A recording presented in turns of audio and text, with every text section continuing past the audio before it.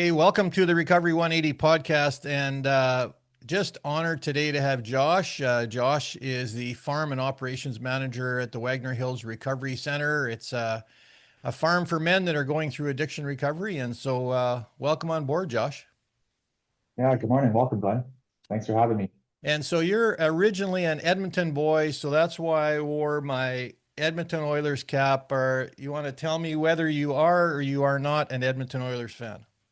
That's right. I love the hat. Love seeing the Wagner Hills sweater and the hat.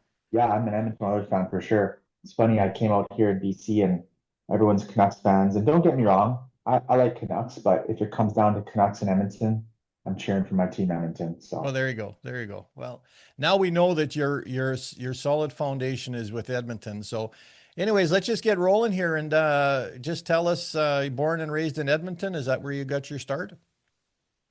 yeah, that is. So born and raised in Edmonton, south side of Edmonton in an area called Mill Woods. Have a younger sister, 2 years younger than me, and a mom and a dad. Mm-hmm. And so, what was growing up like in the big city of Edmonton for you? Yeah, so growing up was, I mean, I'll be honest, I had a great childhood. Hmm. I never realized what little I had until older years, Hmm. but I had a loving family. I had two parents who loved me, that they did the best that they could do with what they had. I had a younger sister. We were great friends, but we grew up very poor. So we didn't have too much growing up. I was eating a lot of the same foods. I was wearing a lot of the same clothes, but I was living a very simple life and I had it all, and I still loved it. My family gave me everything that I needed. Mm-hmm. Because of the my me being poor, and also I had Tourette's, still do, but now it's mellowed out. So I used to do some weird facial movements, hand movements that I couldn't control. So Right. because of my Tourette's and my being poor, I got bullied a lot when I was young.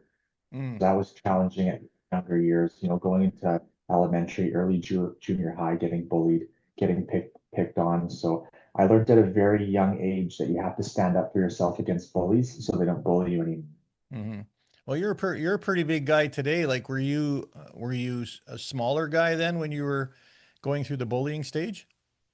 Yeah, it's funny you say that. I never had my growth spurt till grade 10. So I Okay. was very, very scrawny, very, very thin, very small guy. And yeah, then grade 10, I just started sprouting. I just started growing. I started using the gym and just got a bit of size. So the bullying stopped once you started growing, did it? Or No, the bullying, I was still small when the bullying stopped. Bullying stopped when I was about grade 8 or 9, when I started fighting back and standing up for myself, I guess you could say. mm-hmm. So you knew that you had to take charge to be able to get your life back at that age. Yeah, I mean, as sad as it is, like when you stand up for yourself in violent situations, you don't get bullied anymore. So I learned at a young age when someone bullies you, if you fight back, they will leave you alone. Mm, It wasn't the good way, it wasn't the right way to go about it, but it was the way that I knew, the way that I learned. I right. would say like a big turning point for me too as a young kid was when my parents got divorced when I was Mm, 12 years old. So from 12 years old on, I never had a father figure in my life. I never had a father. He was out doing his own thing. He had his own problems to deal with, and I was raised by a mom, and yeah, mm. so things were So different. how do you think that would have been different if your dad had been around when you were going through that difficult time? Well, I think that every young man and young lady, they need both parents, right? Both parents both play different roles. The mom can do some mom roles, the dad will do some dad roles, and that's just genetics. That's Right. just how things are, right? There's no better race, there's no better gender. It's just different genders do different roles. So I never had the father figure. He Mm, was never able to show me some things that I needed to learn as a young boy. mm.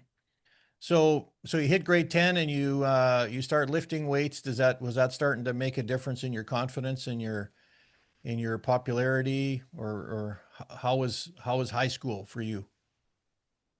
Yeah, I would say I got heavy into sports. So junior high, I started doing a lot of sports, basketball, volleyball, really anything I could play, even outside of school. Hmm. Very athletic, love to run, love to be outside, as you could say. But in grade 10, I started grade 10, I started playing senior basketball, and that's where I guess the confidence boosted, but I was also, I guess you could say, a jock, right? So Hmm. I was liked in high school. I was pretty popular. Hmm. So got into no trouble. You were living a good life, being the Yeah, jock. yeah. So No, that's the when did things start changing for you? so that's the thing. I was going to school. I can't say I was trying my hardest in school. I loved sports, but I didn't like education. Hmm. And at grade 10, actually even before that, grade 9 is when I started hanging out with the wrong crowd. Right. I started hanging out with the older guys who took me in as a father figure, right? Hmm. They brought me in under their arms. They they yeah, they just took care of me. They showed me things, and I didn't realize that it was the wrong crowd at the time. I felt loved and accepted, and I just wanted to be part of something. Mm, So that's who I hung out with. mm, So by grade 9, I was already actually selling drugs and experimenting with cigarettes and alcohol. I had a fake ID in grade 9, so I was able to just grab the stuff that I needed for me and my friends. And mm, then grade 10 came, and I was living a double life. So I was going to school as a student, as a normal kid, and then after school, I was hanging out with the bad guys, and I mm, was into this drug dealing, into that crime world, and I was living a double life whole high school. mm. So any guilt at that time, or did you just feel that that's just what you were meant to be? That was the role that you were called to be in. Yeah, I mean, no, I mean, I always had a heart. I always cared for people, Right. but at this point, I felt that I wasn't hurting anybody. I Hmm. was selling marijuana. Everyone smoked weed. I'm just like, well, I'm just doing people a favor because they can just come to me, my friends. They know it's not laced, it's good stuff. Yep. And I just thought I was an entrepreneur at that time. Like, okay, I'm helping them out. I'm helping myself out. I'm making a little money. There's no harm, no foul. Hmm. But that quickly spirals to harder stuff, to harder stuff. Next thing you know, I'm a one man shop for whatever anybody needed. But at that time, I didn't think that there was any harm or foul in it. Just making Mm, a little bit of money. It was better. It was more money than working at McDonald's, which was my first job. hmm. And I just kind of rolled with it. Mm. More money to be made in drugs than it is in hamburgers, right?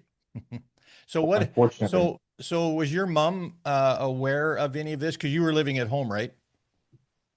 yeah, so she was very naive. She was doing the best she could as a mom. She Hmm. found drugs on me multiple times. I remember coming home one day and she had, a big quantity of drugs on my bed because she found it that I hid somewhere in my drawer.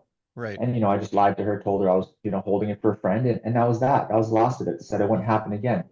So she was again just she was trying to be the best mother that she could. She was working full time. She was in school. She was trying to support, two kids, um, and going through the things that she was going through, right? Like a Hmm. divorce and her things that she was dealing with. So Right. she Right. did the best that she could, and she wanted to see the best of me.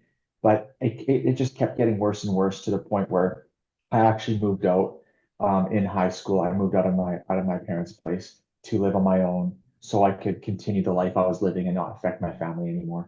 Mm. And so how did that go? Did that you were able to pay your way and everything was nice and smooth, or like from the safety factor wise, I'm sure that things were a little bit fragile along that line when you're in that drug business.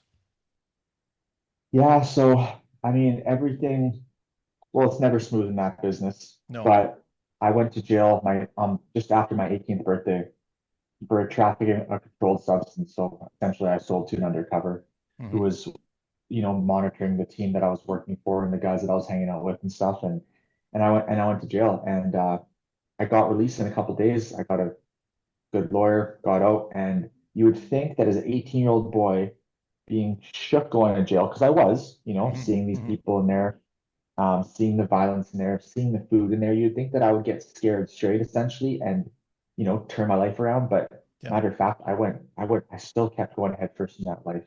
Mm. Did you find I've often heard people say that you go to jail and you learn new tricks, you learn new ways of doing it. Did you find that in your time in jail that you were picking up some new tips or ideas of how you could, work the streets?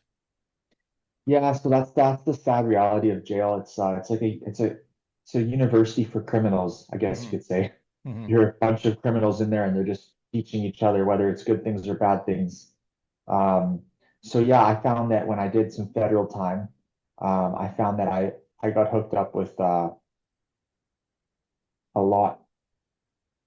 Yeah, I met some people. I met some worse people, I guess you could say, Hmm. in there, and I got more associations from doing time in federal. So was that strengthening for you, do you think? That you were hanging around with some really hardened criminals?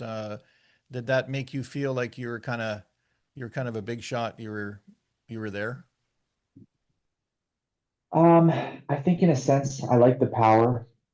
I think in a sense, I like the fact that, I didn't want to, being bullied as a young kid and not having anything growing up, and then Hmm. realizing I could have it all, and I did have it all at points, Hmm. that if you just stay the course, put that face on, be hard, um, it comes with power, it comes with control, it comes with money, it comes with all that stuff. Yeah, Right. I could say that I did like that. Yeah. Hmm. I was in jail and everyone respected me. No one, bugged me. If they did bug me, it didn't turn out good for them. Right. Hmm. So it's Hmm. just, So yeah. how much time did you spend in jail? How like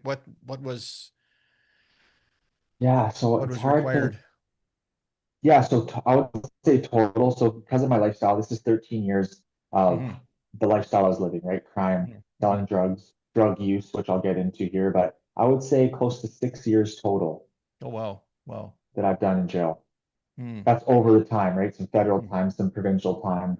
Hmm. So, yeah. So when did things start changing for you? Like we talk about crossroads. People hit a crossroad where there's something that is an indicator or a reminder that, maybe I need to go a different direction. Like, did you hit something like that along the way? Yeah, well, I'll say I was using I was using oxycodons, and then I started using Percocets, and then fentanyl and heroin and all that stuff. I just kept going up and up.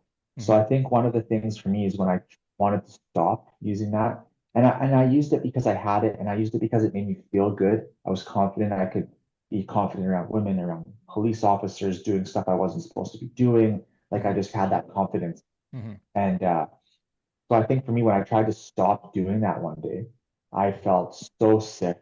I didn't realize, I thought I had the flu. And I talked to my buddy. He said, just do some oxy. So I did some oxy and I felt better. And Hmm. at that point, I realized that I'm actually in for it. I'm actually hooked on opiates, and it's gonna be a long road. Hmm. Hmm. And so what sort of road did that take you down? Yeah, it took me down a long road. I guess to sum it up in short, it was a lot of violence on others, a lot of violence on myself. I burnt a lot of bridges in Edmonton. You Hmm. know, there was a point where I couldn't even sell drugs anymore, so I started just doing crime, collecting from people, robbing people, Hmm. just burning a lot of bridges. Because of the people that I was hanging out with and the organized crime I was involved with, I actually got kidnapped before. Hmm. By the grace of God, I didn't die on that. I actually got shot too. I got shot 7 times, 11 holes in my body. Again, by the grace of God, I jumped out the window and I got away. Hmm. That's just another story. And I say all this not to boast about my old life, but to say like that someone had a hand on me even when I didn't know this. I Hmm. was being protected before I even had any relationship with Jesus. Yeah. And Yeah. and that's the grace that he has for us. Well, it's interesting when you look back right now and you realize when you look back that, yeah, something was beginning at that point. And so you escaped from that.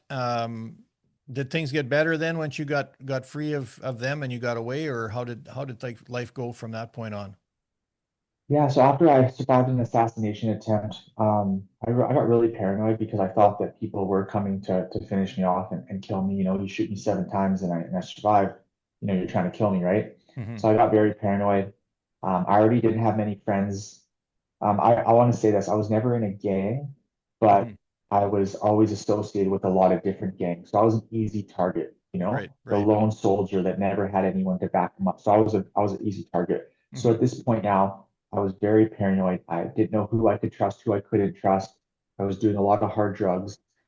Basically at this point, I was just doing everything, even a Wagner Hill Cup. Yeah, And yeah, there you go. love that. And I was just doing. everything and anything. So I was very paranoid.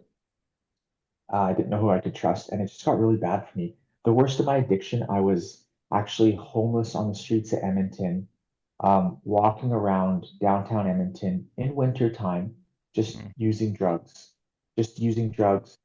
I honestly, I had places I could go, but I had so much shame and guilt with my family because I hurt them so much that Hmm. I didn't want to go back there because every time I went back there, I would steal from them, I'd lie to them, I'd bring trouble there, and they were scared of me, to be honest.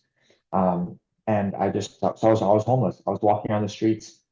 My So, only goal, my only vision was get drugs, do drugs, just to mhm. feel normal. I was so hooked on fentanyl, I needed it to live, And and so I was living a very where were you sleeping? Were you sleeping in a tent or were you in shelters or how did you survive in that regard? Because I mean, the streets of Edmonton in the wintertime are that's not a warm place to be. no, and it's not. So yes, I did do the shelters the odd time, but it's like there's so many homeless in Edmonton. It's so hard to get into a shelter. Hmm. People are lined up there, and it's like, especially when you're using, like you just want to be there for yourself, selfishly, for us to sleep and to get out. And they're more worried about people who actually want to just like be there, right? Hmm.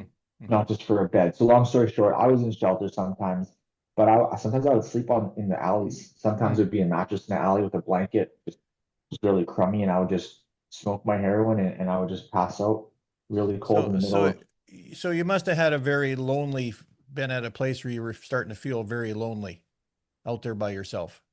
yes, Yeah. for sure. Lonely, paranoid, Yeah. messed up in the head. And so, you know, in that condition, in that state, then like what was the next step? Was there something that came across your path that kind of woke you up or how did you move on from that point? Because you're here today. Yeah, it's a great question. So I want to say like what woke me up was going to jail Hmm. for the last time. I was overdosing on the streets of Edmonton. I was waking up in the hospital on life support, and I would Mm. just go back out and do that same cycle over and over. I overdosed over 5 times. Mm. 5 times I could think of in the hospital, but I know more than that. Yeah. So the turning point for me was when I finally went to jail for shoplifting. Um, I was in a cycle of just stealing anything I could from stores to support my habit and to, Right. to eat. So I Right. went to jail for shoplifting, and I had to do a year in jail. So 9 months I served out of that. Hmm. And that was for some other charges that happened before COVID too, that just caught up to me. So I Hmm. did 9 months. During that 9 months, I really thought of everything I just explained to you, the times I survived, the overdoses, the almost losing my family, they're being scared of me, all the bridges I burned, Hmm. all the people I've burnt.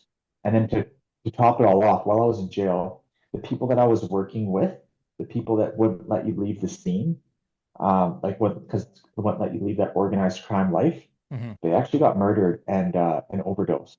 Mm. So I mean, I guess that's another God thing too. I don't wish death upon anybody, but like that was my window. These guys were gone, and I was able to actually start free, start a fresh life without having any repercussions of what happened. So Mm. I took that chance. I really wanted to get help. I was so done with the life I was living, what I was doing, harming myself. I knew that if I didn't do something, I was going to be another statistic, and I was just going to die in the streets of Edmonton. Mm. Hmm. So I called around my family, my sister actually, and she found me Wagner Hills Mm.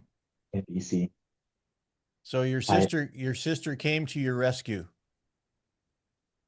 because She did, yeah. yeah, and so you were at a point where you knew you needed to do something.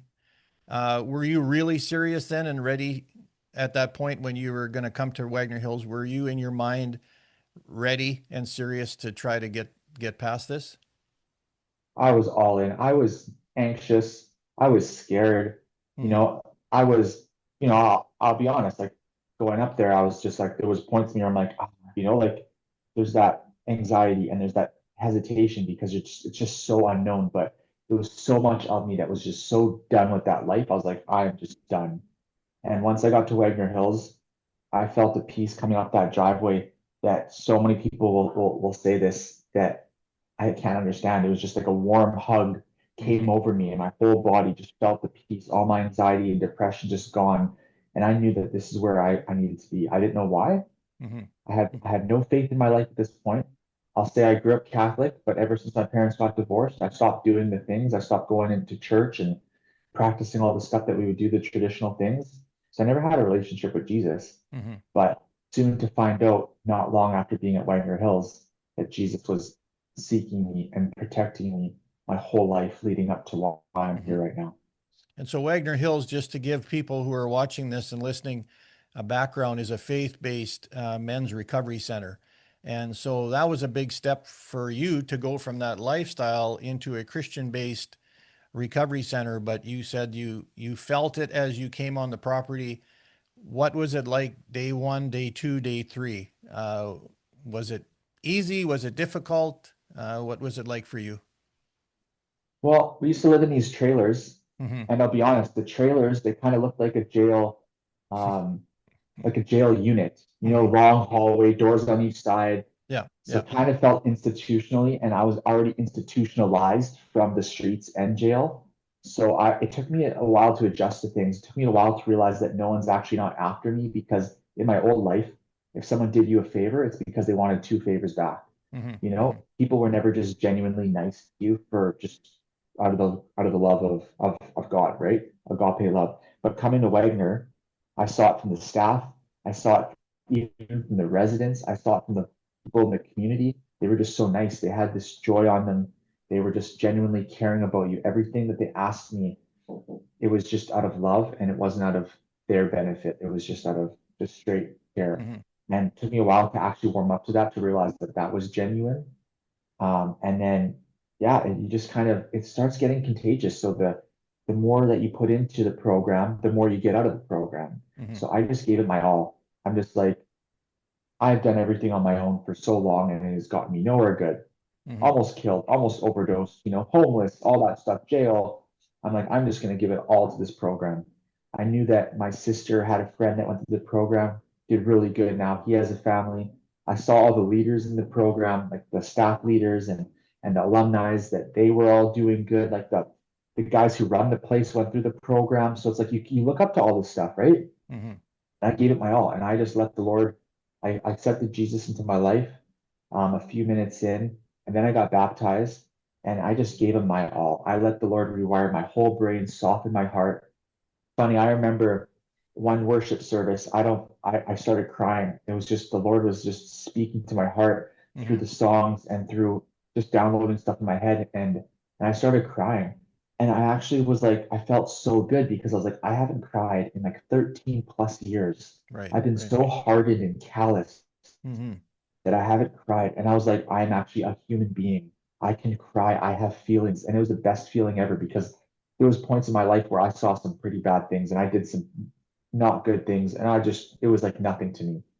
So Hmm. then to actually realize that I have emotion again and I can cry over getting penetrated by the Lord, it was just like, felt really good. So you truly felt that God had made a change in you and that you were a new creation. There is no doubt there. Oh, no doubt. If you would have known me when I first came in, I was a totally different person. Hmm. I cannot change myself to how I'm living now and to what I'm doing now. There's no way that I could do this. Hmm. There's no way that I'm called and equipped. Called? No, I am. But there's no way that I'm equipped to do the work I'm doing now, to be leading these men. But you know what? The Lord will equip the called, Hmm. right? And he'll equip the unequipped. And that's exactly what he's been doing in my life.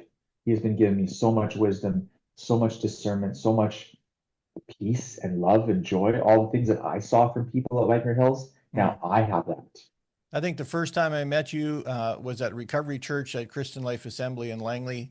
You come in the door and you were wearing an Edmonton Oilers t-shirt, and I thought, I think I can be friends with this guy for life. And I think that was kind of the beginning of things for you, for us. So it's a 1 year program. You did the 1 year program. What did you feel that you learned throughout that 1 year?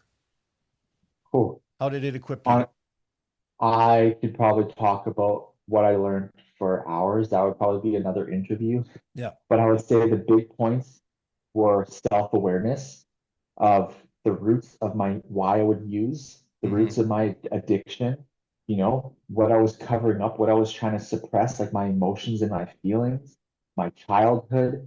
not having a father, right? Just a lot of self-awareness, family dynamics and trauma, right? Both sides of my family have addiction issues, mom and dad, and mental health issues. And I feel like Hmm. it's very common in today's day and age. So just Right. learning about that, realizing that I genetically will have both of that too, realizing that I'll never be able to drink or use drugs again the rest of my life. And I'm okay with that because I Mm. don't need that in my life.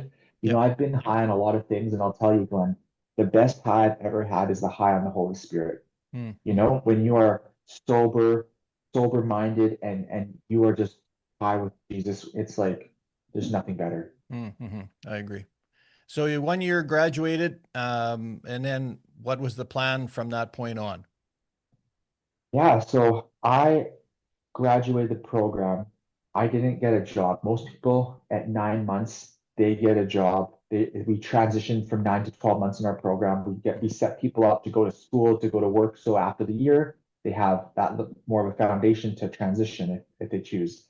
And so at 9 months, I was gonna get a job. I was gonna go into a trade. I'm thinking, this is BC. I want a family. I need to provide. I need to have money. I need to have a good career. Like this is just things that are realistic for me that I'm Mhm. thinking. Mhm. And I had these nudges on my heart not to go to work, not to go to work. And that's unheard of because everyone goes to work or school at 9 months. Right. And I decided not to go to work.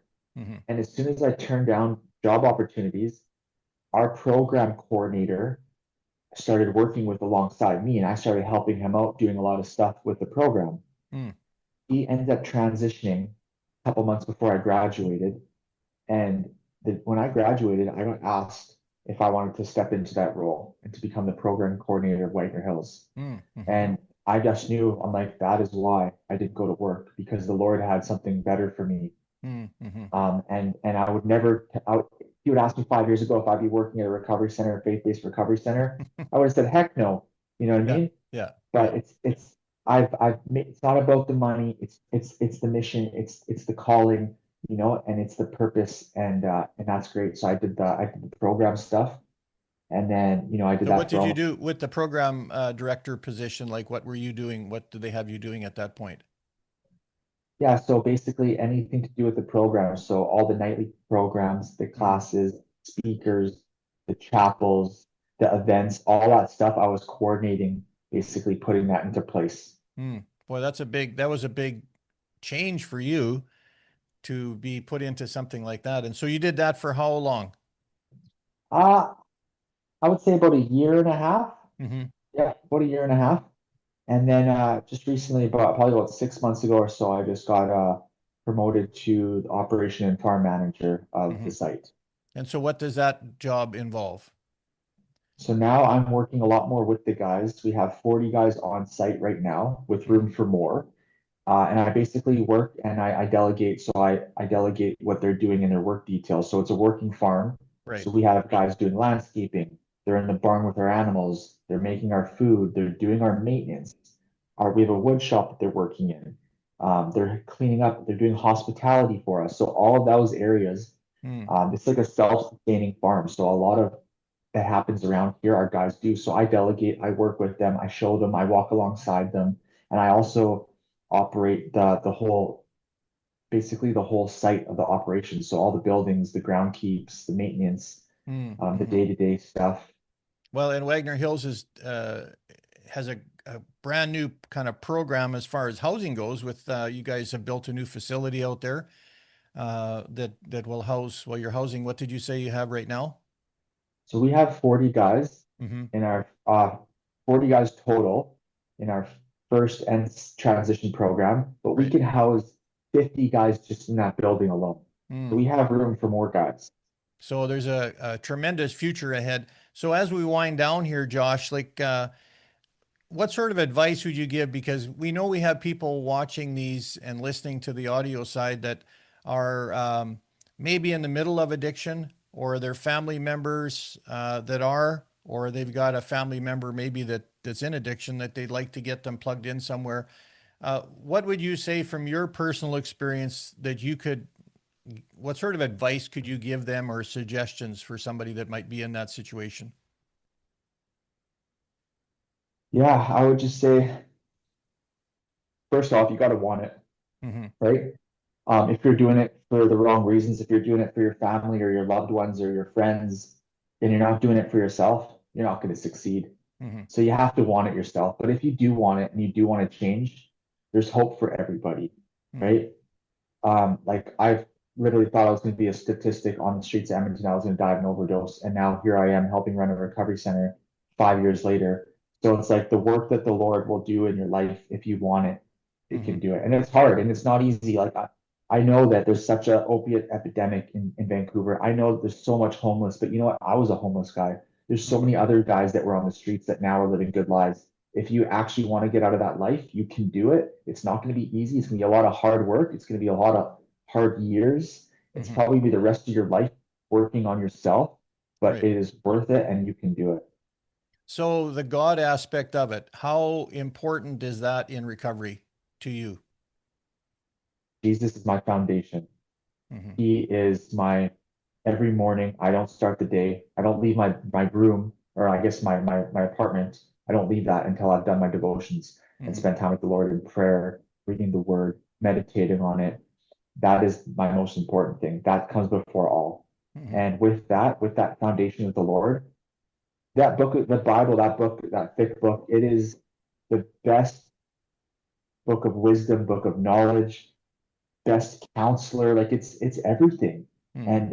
Every day it just speaks to you. And yeah, he is just my foundation. Well, I think that overall, I mean, what a great story, but overall, I think we want to really let people know that in recovery, an important component of that is allowing God to come in and change your life. And so many guys that have done so well, that has really been the component part that has made a big difference. And so, from experience, definitely that's been huge for you because, I mean, what a transformation. I'm sure when you look back on a few years, there's probably days where you just like can't imagine where you're at today. Oh, it's funny. I gotta actually take a step back some days and just realize like how blessed I am, Hmm. right? From where I came from, the Yeah. life I'm living now. And I just got to stay humble in my actions and in what I do and how I live. And recovery, everyone has a different path. So what I do in my recovery might look different from someone else, but I think you're hitting the nail on the hammer here, hitting the hammer on the nail. You have like Jesus is the most important thing, right? I had that missing Jesus hole in my heart that as soon as I filled that, I was complete.